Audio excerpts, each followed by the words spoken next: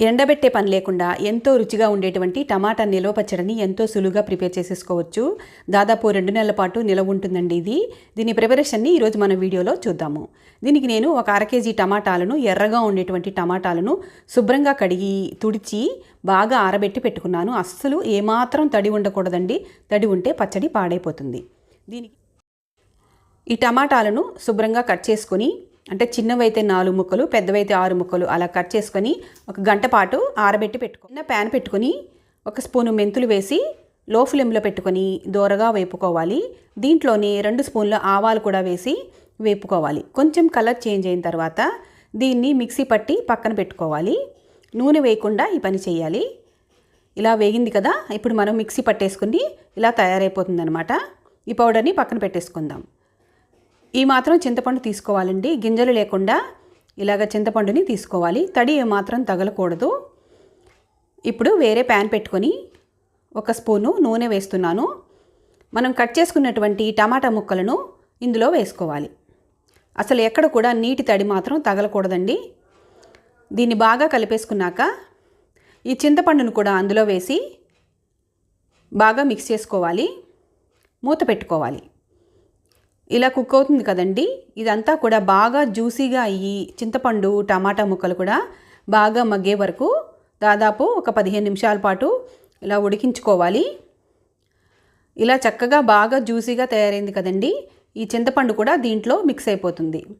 ఇలా తయారవ్వాలన్నమాట. ఇప్పుడు మిగతా ఇంగ్రీడియంట్స్ ఇందులో మనం యాడ్ చేసుకుంటాము. బాగా ఇలాగా ప్రెస్ చేసేసుకున్నాక, దగ్గరికి చేసుకున్నాక ఇప్పుడు ఇందులో 1 టీ స్పూను పసుపు వేసుకోవాలి. మనం ఊరగాయలో పసుపు వేస్తాం కదండి. పావు కప్పు ఉప్పు వేసుకోవాలి, అంటే దాదాపు 30 గ్రాములు. అరకప్పు కారం, అంటే దాదాపు 60 గ్రాములు ఉంటుంది. ఉప్పు ఎప్పుడు కూడా ఎక్కువ వేసుకోకూడదు, పాడైపోతుంది, బాగుండదు టేస్ట్. మనం తయారు చేసుకున్నటువంటి ఆవా మెంతిపిండిని ఇందులో వేసి బాగా మిక్స్ చేసేసుకోవాలి.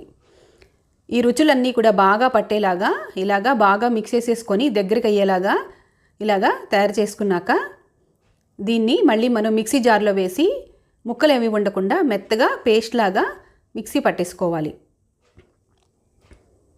ఇలా తయారైంది కదండి. ఇప్పుడు ప్యాన్ పెట్టుకొని దాదాపు అరకప్పు వరకు నూనె వేసుకోవాలి. పప్పు నూనె కానీ వేరుశనగ నూనె కానీ వాడుకుంటే చాలా బాగుంటుంది ఊరగాయలకి. ఇలా నేను ఒక అరకప్పు వరకు నూనె వేశాను. దీంట్లో 1 టీ స్పూను ఆవాలు, 1 స్పూను మినపప్పు, ఒక 2 ఎండుమిర్చిని ముక్కలు చేసి వేశాను. ఒక 7-8 వెల్లుల్లి రేఖలు. మీరు కొంచెం వెల్లుల్లి ఎక్కువగా కూడా వేసుకోవచ్చు. కొంచెం ఇంగువను కూడా వేశాను, 1 టీ స్పూను. తర్వాత మనం గ్రైండ్ చేసుకున్నటువంటి ఈ టమాటా మిశ్రమాన్ని ఇందులో వేసి చక్కగా బాగా మిక్స్ అయ్యేలాగా కలుపుతూ లో ఫ్లేమ్లో పెట్టుకొని బాగా మిక్స్ అయ్యేలాగా కలుపుతూ ఇదంతా కూడా మిక్స్ అయ్యేలాగా చూసుకోవాలి. అంటే నూనె అంతా కూడా మనకి ఇది ఒక 10 మినిట్స్ వరకు కుక్ చేసుకోవాలి.